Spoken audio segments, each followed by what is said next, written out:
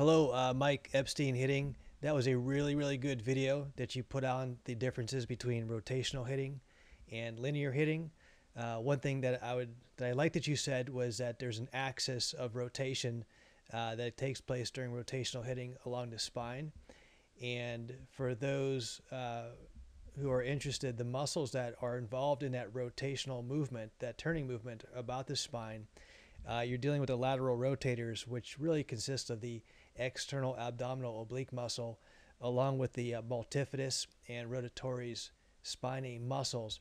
And it's the muscles on the right side of the player's body for the right-handed hitter that are contracting during the launch phase that gets his body to rotate around his spine as an axis. And also, not to be forgotten, that you mentioned at the beginning of the swing really drops or begins with the heel drop, and that's correct. And you'll notice that as the heel is dropping, the hands are still loading or cocking in the loading phase because the bat's still going backwards away from the intended path of the swing. And that heel drop begins obviously the initiation of the timing step coming down, or the stride as you called it.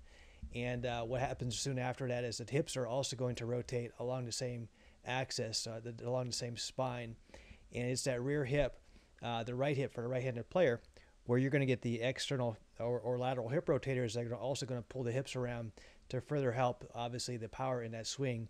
And those external or lateral hip rotator muscles are really the gluteus medius, the gluteus maximus, and you've got some really tiny ones up inside the hip joint there, which include the superior and inferior gemellis, the obturator internus and obturator externus, the piriformis muscle, and the quadratus femoris muscle. So you got about 8 external hip rotators and 3 lateral spine rotators that are really helping that rotational spine movement.